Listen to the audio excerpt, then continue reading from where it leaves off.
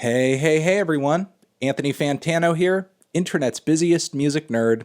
Hope you're doing well.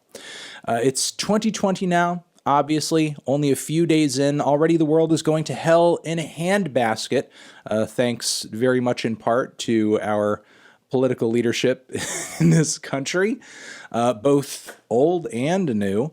But hey, you know what? Let's drop disagreements, put all that to the side, I guess, and observe an interesting cross section, an always interesting cross section of music and politics, and that is Mr. Barack Obama, who usually comes through with some pretty cool, I guess, recommendation lists of music of stuff that he's been listening to throughout the year. He does book lists as well, typically, but he did a summer list that I didn't really react to. But now he's dropped this favorite music of 2019 list. So this is the best stuff, according to Barack. This is the best music to him of the past year. And I'm not going to react to every single track on here because frankly, there are songs on here that I'm not surprised that they're on here. Like, I know Barack is a Beyonce fan.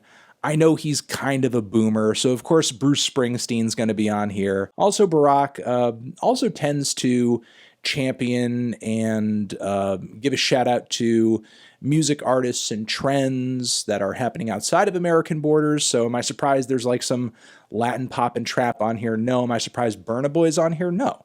All of these tracks are good picks. They're totally fine, justifiable picks and everything. Not saying they're bad. But there were some songs on this thing that stuck out to me that I really wanted to point out. There are a few other tracks I will comment on, and then I will post something at the end that I'm wondering as a result of this list.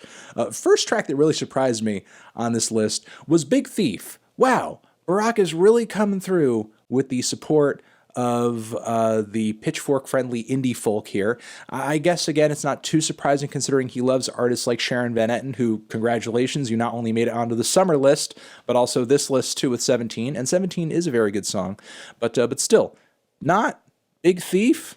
Cool. I mean, it's a quirky, folky indie track. I mean, not the weirdest song in this genre I've ever heard, but certainly outside of, I think, what I would typically expect from a Barack Obama recommendation music list. The next thing that surprised me was Highwomen on here. Not that he's beyond throwing in country tracks, and I mean, thematically for a country song, Redesigning Women is a pretty progressive track, but I guess it's awesome to see just how much press and attention the Highwomen are getting off of the back of this new LP, given that Barack has given it some attention and is obviously aware of it. It is a really good LP, and I have recommended it numerous times to my viewers who may not typically be into country music because there are a lot of great songs on that self-titled record.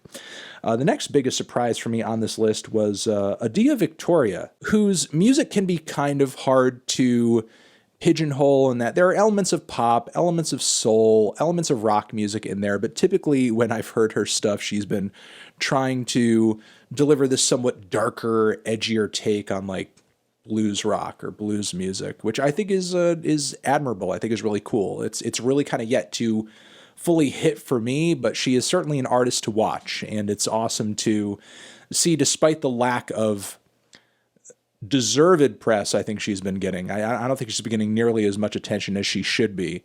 That Barack is, she's on Barack's radar. That's really cool. Also, what surprised me on here was Suge from fucking DaBaby. God damn, I would pay to see what Barack does when Suge is on. Like, he obviously just doesn't sit there and like ponder everything DaBaby's saying. I want to see him vibe. I would like to see him vibe to Suge. I think it's something, honestly, America needs right now. I think it would bring the country together. Please, like, just a little Instagram video, just vibe into Suge. That's really all I want. That's really what I and anybody watching this video truly and honestly wants. That and Medicare for all, please. Also, another surprise on here, or rather a track that I was like kind of rolling my eyes at, was The London with Young Thug, which it's a good track, but like, come on.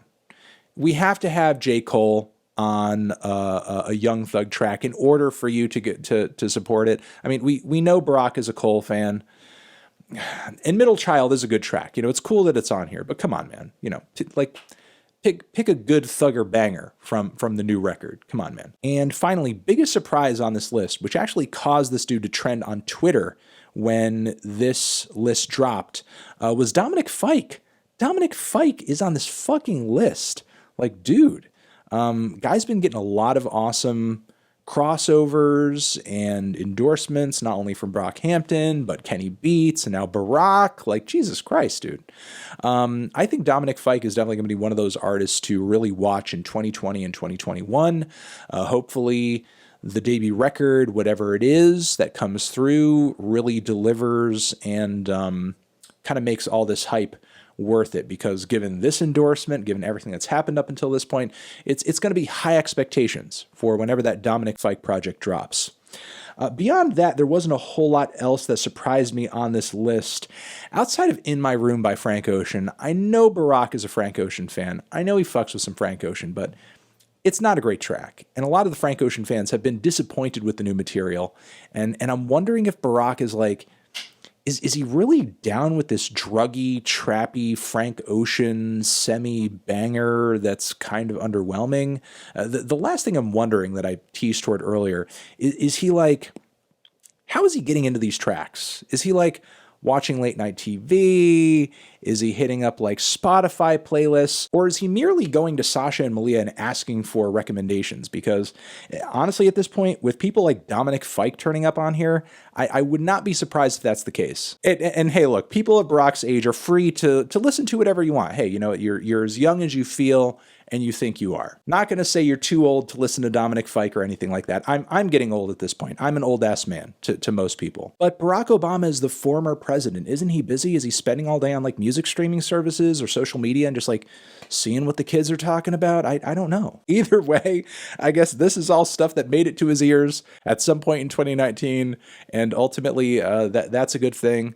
You know, it's awesome that he's paying attention to all the artists here that he is. And like I said, these were the biggest surprises to me that ended up on the list. So let me know if anything on this list floored you, or if you had any favorite tracks that ended up landing on this favorite music of 2019 list. Rank the former president's taste. I think I'm going to leave it at that. Over here next to my head is another video that you can check out. Hit that up, or the link to subscribe to the channel. Anthony Fantano, Barack Obama, favorite music of 2019, that is, forever.